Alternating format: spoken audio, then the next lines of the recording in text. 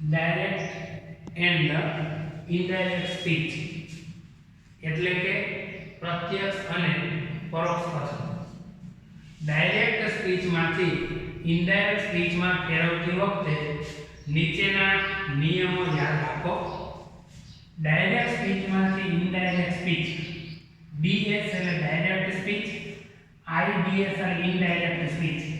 ડાયરેક્ટમાંથી indirect કરતી વખતે જો વાક્ય સાદા વર્તમાન કાળમાં હોય તો એનો સાદો ભૂતકાળ કરવો.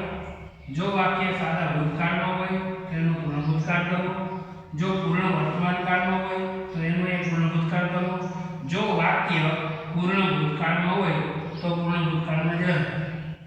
ઈ અથવા એમ અથવા આરનું વોઝ અથવા વેર કરવું. વોઝ અથવા વેરનું હેડબીન કરવું. જો હેડબીન હોય તો હેડબીન જ રહે.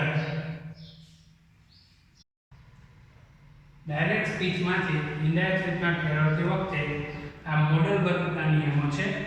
શેલ અથવા વિલનું ફૂડ કરીએ તો વધારે સારું.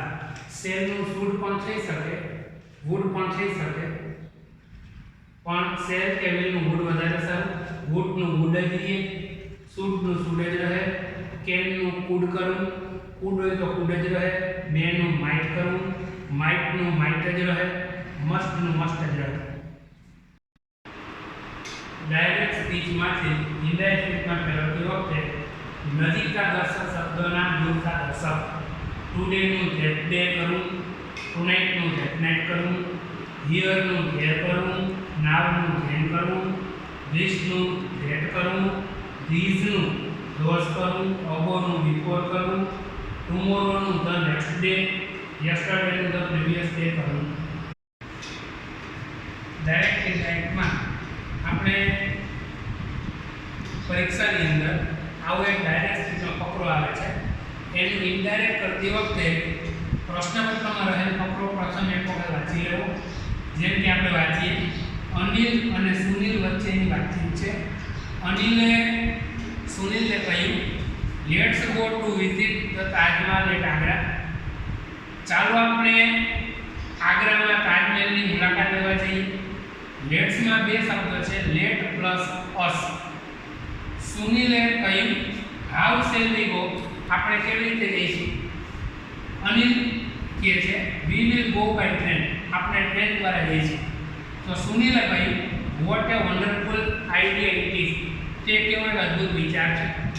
આપણે ડાયરેક્ટમાં ઇનડાયરેક્ટ કરતી વખતે જવાબ પેપરની અંદર આ સૂચના કે ડાયરેક્ટ સ્પીચનો ફકરો લખવાનો નથી. એક ફકરો પાડી અને સીધું ઇનડાયરેક્ટ સ્પીચ કરવાનું. એમાં પહેલાં બોલનારનું નામ, તો બોલનાર અનિલ છે. બોલનાર નામ લખીને જોવાનું કે જે ડાયરેક્ટ સ્પીચમાં વાક્યની શરૂઆત લેટ્સથી થાય એમાં રિપોર્ટિંગ વર્બ તરીકે પ્રપોઝડ ટુ અથવા સજેસ્ટેડ ટુ બેમાંથી એક રિપોર્ટિંગ વર્બ તરીકે મૂકવું. એ પછી સાંભળનારનું નામ, સાંભળનાર સુનિલ છે અને સાંભળનાર. હવે આપણે ત્રણ પ્રકારના વાક્યમાં સંયોજક ધેટ આવે. લેટ્સ વાળા વાક્યમાં સંયોજક ધેટ આવે, વિધાન વાક્યમાં સંયોજક ધેટ આવે અને ઉદ્ગાર વાક્યમાં સંયોજક ધેટ આવે. સંયોજક ધેટ લખી પછી લેટ્સ ને દૂર કરવા જય શુડ મૂકવું, જય શુડ. એની સાથે જય શુડ મૂકી અને લેટ્સ દૂર થઈ જાય. એની સાથે ક્રિયાપદનું મૂળ રૂપ આવી જાય. ગો ટુ વાળા ક્રિયાપદનું ટુ વાળું ક્રિયાપદ જ રહે. ટુ વિઝિટ ધ તાજમહલ,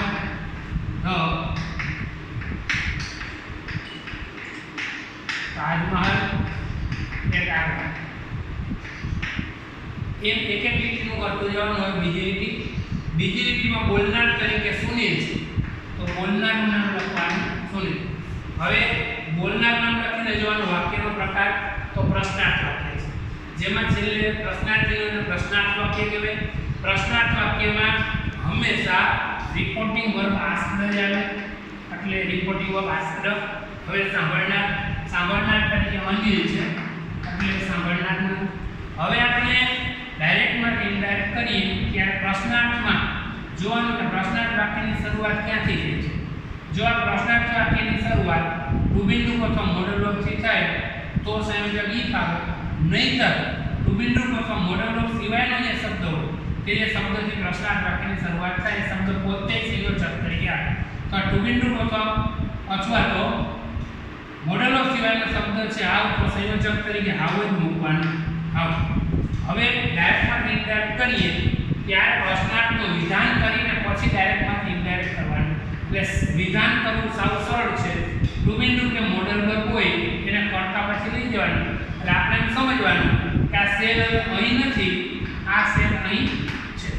હવે ડાયરેક્ટમાંથી ઇનડાયરેક્ટ કરીએ ત્યારે કોઈ પણ જગ્યાએ વી હોય એનું ધ્યેય કરવું, અવરનું ધૈર્ય કરવું અને અસનું ધ્યેય કરવું. તો આપણે વી છે એમાં ધ્યેય કરશું. ડાયરેક્ટમાં ઇનડાયરેક્ટ કરીએ ત્યારે સેલ અથવા વ્હીલનું હુડ વધારે યોગ્ય, એટલે સેલનું હુડ કરીએ તો વધારે સારું, છતાં શુડ કરો તો પણ આવે.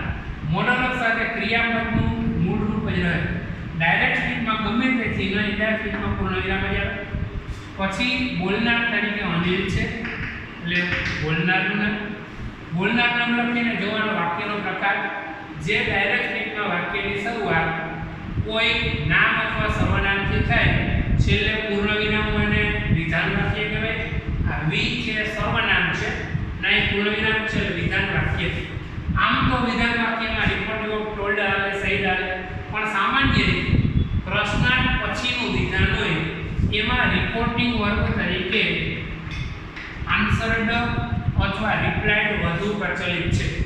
હવે આપણે જેમાં રિપોર્ટિંગ વર્ગ આન્સર્ડ કે રિપ્લાઇડ લઈએ એમાં સાંભળનારનું નામ લખવું હોય તો લખી પણ શકાય, કદાચ ન લખવું હોય અને સીધું સંયોજક ભેટ કરીએ તો પણ હાલે. હવે આપણે સંયોજક ભેટ લખી અહીં હમણાં સમજાવેલું કે વીનું ધ્યેય કરવું, અવરનું ધ્યેય કરવું, અસનું ધ્યેય કરવું. એવી રીતે વીનું ધ્યેય થાય, ધ્યેય વીલનું ગુડ કરવું, વીલનું તો આપણે ગુડ જ કરવાનું. એ પછીની સાથે ક્રિયાપદનું મૂળ રૂપ હોય તે જ રહે. ગો બાય ટ્રેન, એ પછી આ બાય ટ્રેન એ થઈ ગયું. હવે આપણે છેલ્લી કી છે એમાં બોલનાર તરીકે સુનિલ છે. બોલનાર. હવે આ વાક્યમાં આપણે જોઈએ તો છેવટે છેલ્લું ઉદ્ગાર ચિહ્ન કહેવાય. જેમાં છેલ્લે ઉદ્ગાર ચિહ્ન હોય એને ઉદ્ગાર વાક્ય કહેવાય. આ વાક્ય ઉદ્ગાર છે. કોઈ પણ ઉદ્ગાર વાક્યમાં બોલનાર નામ લખી અને એક્સક્લેમ્ડ વિચ લખી વાક્યનો ભાવ મુજબનો શબ્દ. આમાં એમ કહ્યું છે સુનિલે what a wonderful idea it is. Wonderful અદ્ભુત આઈડિયા લઈ ત્યારે તે કેવો અદ્ભુત વિચાર છે. વિચારને અદ્ભુત કર્યો એટલે પ્રશંસા કરી. વાક્યમાં પ્રશંસાનો ભાવ હોય તો એક્સક્લેમ્ડ વિચની સાથે એડમાયર અથવા પ્રેઇઝ. એડમાયર એટલે વખાણ કરવા તો પ્રશંસા કરવી, પ્રેઇઝ એટલે વખાણ કરવા તો પ્રશંસા કરવી. એ પછી ટુ ની સાથે સાંભળનાર લખીએ તો વધારે સારું, એટલે સાંભળનાર અનિલ છે, અનિલ. સંયોજક તરીકે ધેટ મૂકવાનું, સંયોજક ધેટ. હવે ડાયરેક્ટ સ્પીચમાં ઉદ્ગાર વાક્યમાં વોટ થી શરૂ થતો હોય તો વોટ દૂર થઈ જાય, ઇનડાયરેક્ટમાં ના આવે. હાઉ થી શરૂ હોય તો હાઉ દૂર થઈ જાય. હવે આપણે ઉદ્ગાર વાક્યનું વિધાન બનાવવું પડે. વિધાન બને છે ઇટ ઇઝ એ વિશેષણની આપણે વેરી મૂકીને it is A very wonderful idea. તો વિધાન બનાવીને પછી ઇટનું તો ઇટ જ રહે, એટલે ઇટ ડાયરેક્ટમાંથી ઇનડાયરેક્ટ કરીએ ત્યારે ઇઝે માર્ગનું વોઝ અથવા વેર ઇટની સાથે વોઝ આવે, એટલા માટે વોઝ. ઇટ વોઝ એ વિશેષણ આપણે વેરી મૂકીને વેરી વન્ડરફુલ આઈડિયા. ડાયરેક્ટ સ્પીચમાં ગમે તે ચિહ્નો ઇનડાયરેક્ટ સ્પીચમાં માત્ર પૂર્ણવિરામ આવે. તો આ થયો ડાયરેક્ટ સ્પીચમાંથી ઇનડાયરેક્ટ સ્પીચનો ફકરો. હજુ આપણે એક ફકરો જોઈએ. ડાયરેક્ટ સ્પીચનો ફકરો આપેલો છે. મિસ્ટર વ્યાસ અને મિસિસ વ્યાસ વચ્ચેની વાતચીત છે. મિસ્ટર વ્યાસે કહ્યું I want to give you a nice gift. હું તને એક સુંદર ભેટ આપવા ઈચ્છું છું. મિસિસ વ્યાસે પ્રશ્ન પૂછ્યો, આર યુ રિયલી થિંકિંગ સો? શું તમે ખરેખર વિચારી રહ્યા છો? તો મિસ્ટર વ્યાસે કહ્યું, લેટ્સ વિઝિટ. ચાલો આપણે મુલાકાત લઈએ ધ સ્વા gift articles for the gift of your choice. ચાલો આપણે તારી પસંદગીની ભેટ માટે સ્વા ગિફ્ટ આર્ટિકલ્સની મુલાકાત લઈએ. તો મિસિસ વ્યાસે કહ્યું, હાઉ કાઇન્ડ યુ આર. તમે કેવા દયાળુ છો. કાઇન્ડ એટલે દયાળુ છે. હવે આપણે ડાયરેક્ટમાંથી ઇનડાયરેક્ટ કરતી વખતે ફકરો પાડીને જવાબ લખવાનો છે. બોલનારનું નામ છે મિસ્ટર વ્યાસ, તો બોલનારનું નામ લખી અને વિધાન વાક્ય. ડાયરેક્ટના ફકરાનું પહેલું જ વાક્ય વિધાન હોય તો રિપોર્ટિંગ વર્બ ટોલ્ડ વધારે પ્રચલિત છે, અથવા વિધાન પછીનું વિધાન તો રિપોર્ટિંગ વર્બ ટોલ્ડ વધારે પ્રચલિત છે. ટોલ્ડ સાંભળનાર મિસિસ વ્યાસ છે એટલે મિસિસ વ્યાસ. શ્રવણમાં વિધાન વાક્ય સંયોજક ધેટ આવે, ઉદ્ગારમાં ધેટ આવે અને લેટ્સ વાળામાં સંયોજક ધેટ આવે એટલે સંયોજક ધેટ. સંયોજક ધેટ લખી અને વાક્યમાં યુ કે યોર હોય એ સાંભળનાર લાગુ પડે, એ સિવાયનું બોલનાર લાગુ પડે. આ આઈ છે બોલનાર લાગુ પડશે. તો અહીંયા આપણે થોડું સમજીએ. આઈ કર્તા વિભક્તિ, એની સંબંધ વિભક્તિ માય, કર્મ વિભક્તિ મી. બોલનાર તરીકે મિસ્ટર વ્યાસ છે. મિસ્ટર એટલે નર જાતિ. કોઈ પણ નર જાતિની કર્તા વિભક્તિ હી, સંબંધ વિભક્તિ હીઝ અને કર્મ વિભક્તિ હિમ. કર્તા વિભક્તિ હોય તેની જગ્યાએ કર્તા વિભક્તિ આવે, સંબંધ વિભક્તિની જગ્યાએ સંબંધ વિભક્તિ આવે, કર્મ વિભક્તિની જગ્યાએ કર્મ વિભક્તિ આવે. એવી રીતે આઈ નું હી કરું એટલે આઈ નું હી. કર્તા પછી આ વોન્ટ છે એ ક્રિયાપદનું મૂળરૂપ છે. કર્તા પછી ક્રિયાપદનું મૂળરૂપ હોય તો આપણે એનું ભૂતકાળનું રૂપ કરી દેવાનું એટલે વોન્ટ નું વોન્ટેડ એટલે સાદા વર્તમાન કાળનો સાદો ભૂતકાળ થઈ ગયો. ટુ ગીવ, ટુ વાળા ક્રિયાપદને કંઈ કરવાનું નહીં. To give to give. હવે યુ ને યોર ના નિયમો સાંભળો. યુ ને યોર નો પ્રથમ નિયમ એ છે કે સાંભળનાર લાગુ પડે. એમાં યોર ની જગ્યાએ હંમેશા સાંભળનારની સંબંધ વિભક્તિ આવે. યુ ની જગ્યાએ કાં તો સાંભળનારની કર્તા વિભક્તિ આવે અથવા કર્મ વિભક્તિ આવે. યુ પછી જો કોઈ પણ કાળનું ટુ બીન રૂપ, મોડલ રૂપ, મૂળ રૂપ કે ભૂતકાળ રૂપ ચારમાંથી એક હોય તો યુ ની જગ્યાએ સાંભળનારની કર્તા વિભક્તિ આવે, નહીતર યુ ની જગ્યાએ સાંભળનારની કર્મ વિભક્તિ આવે. તો અહીંયા આપણે દ્રષ્ટિ કરીએ તો યુ પછી ટુ બીન રૂપ નથી, મોડલ રૂપ નથી, મૂળ રૂપ નથી, ભૂતકાળ રૂપ નથી. એટલે યુ ની જગ્યાએ સાંભળનાર મિસિસ વ્યાસની કર્મ વિભક્તિ હર આવશે અને એ નાઇસ ગિફ્ટ નું એ નાઇસ ગિફ્ટ.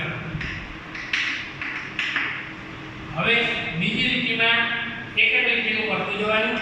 બીજી લીટીમાં બોલનાર તરીકે મિસિસ વ્યાસ છે એટલે મિસિસ વ્યાસ. હવે એ વાક્ય પ્રશ્નાર્થ છે. કોઈ પણ વાક્યમાં છેલ્લે પ્રશ્નાર્થ થયું હોય અને પ્રશ્નાર્થ વાક્ય કહેવાય.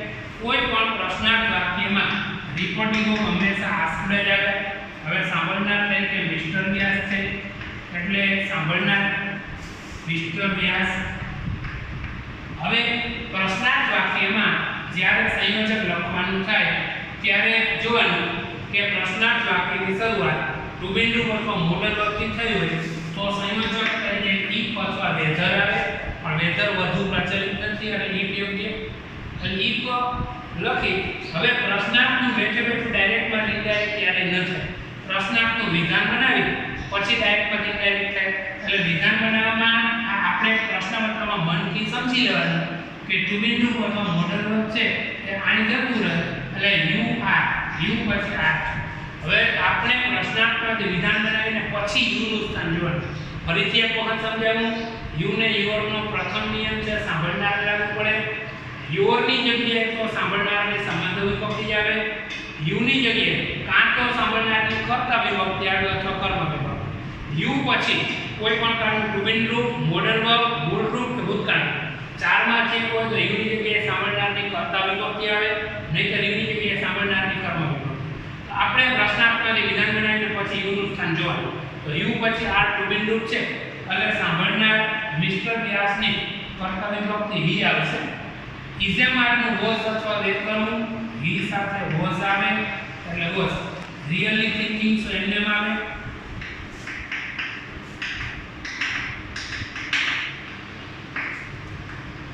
ડાયરેક્ટમાં ગમે તેનો ઇન્ડાયરેક્ટમાં પણ અહીંયા આવે. હવે મિસ્ટર વ્યાસ છે બોલનાર, તો બોલનારનું નામ મિસ્ટર વ્યાસ. બોલનારનું નામ આપણે લઈ અને હમણાં થોડી વાર પહેલા કહેલું લેટ્સ વાળા વાક્યમાં રિપોર્ટિંગ વર્બ કાં તો પ્રપોઝડ ટુ આવે અથવા સજેસ્ટેડ ટુ, બેમાંથી તો કોઈ પણ આપણે લઈએ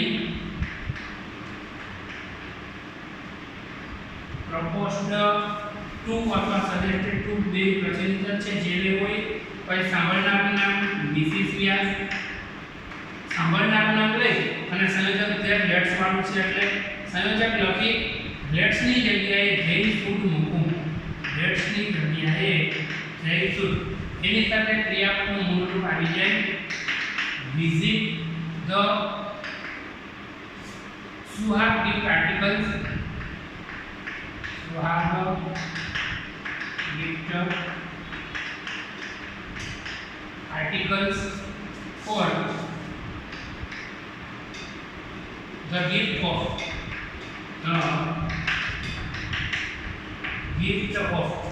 you ને your સાંભળનારને લાગુ પડે.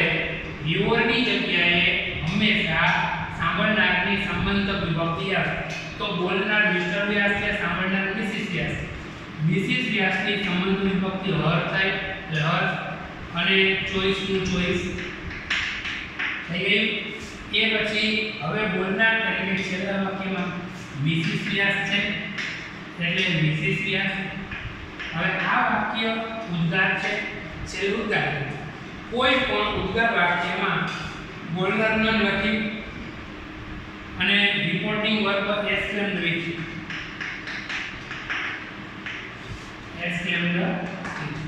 એસક્લેમ્ડ વિથ સાથે વાક્યના ભાવ મુજબનો શબ્દ. મિસિસ વ્યાસે મિસ્ટર વ્યાસને દયાળુ કહ્યા છે. હાઉ કાઇન્ડ યુ આર, તમે કેટલા દયાળુ છો. એટલે મિસ્ટર વ્યાસની પ્રશંસા છે. પ્રશંસાનો ભાવ હોય તો એડમાયર અથવા પ્રેઝ, બેમાંથી કોઈ પણ લઈ શકે. પછી ટુ ની સાથે સાંભળનાર લેતા ટુ મિસ્ટર વ્યાસ. હવે સંયોજક તરીકે જાય. હવે આપણે હાઉ હોય તો હાઉ દૂર થઈ જાય, ઇન્ડેક્ટિવમાં ના આવે.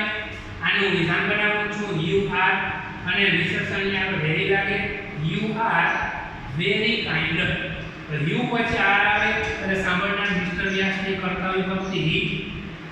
એ ઇઝેમારનું વોઝ અથવા વેર કરવું હી સાથે વોઝ આવે. Was very kind. ડાયરેક્ટલીમાં જે ચિહ્ન હોય, ઇનડાયરેક્ટલીમાં માત્ર પૂર્ણ વિરામ આવે.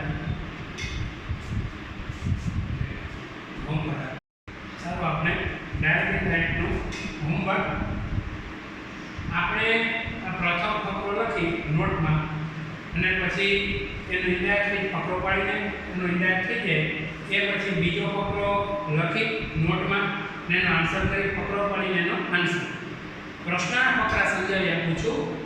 પ્રથમ ફકરામાં રાગિણી અને નિરાલી વચ્ચેની વાતચીત છે. રાગિણીએ નિરાલીને પ્રશ્ન પૂછ્યો, how are you Nirali today, આજે નિરાલી તને કેમ છે. નિરાલીએ કહ્યું ફાઇન, સર. નિરાલીએ સામો પ્રશ્ન પૂછ્યો, વોટ શેલ વી ડુ નાઉ, હવે આપણે શું કરશું. રાગિણીએ કહ્યું, let's go to the library, ચાલો આપણે પુસ્તકાલયે જઈએ એન્ડ બોરો સમ બુક્સ. બોરો એટલે ઉછીનું લેવું અને થોડા પુસ્તકો ઉછીના લઈએ. તો નિરાલીએ છેલ્લું ઉત્તર વાક્ય હોય વોટ એ ફાઇન આઈડિયા, કેવો એક સરસ વિચાર. બીજો ફકરો એ ધ્યાન અને ખુશાલી વચ્ચેની વાતચીતનો. ધ્યાને કહ્યું let's go for A walk. Go for walk એટલે ફરવા માટે જવું, ચાલવા માટે જવું. ચાલો આપણે ફરવા માટે જઈએ. તો ખુશાલીએ પ્રશ્ન પૂછ્યો, વેર શેલ વી ગો, આપણે ક્યાં જઈશું. ધ્યાને કહ્યું વી વિલ ગો ટુવર્ડ્સ જલારામ મંદિર. ટુવર્ડ્સ એટલે ના તરફ, આપણે જલારામ મંદિર તરફ જઈશું. ખુશાલીએ ફરીથી પ્રશ્ન પૂછ્યો, do you like the place, શું તને સ્થળ ગમે છે. તો આપણે આ બે ફકરાનું ડાયરેક્ટ માં ઇનડાયરેક્ટ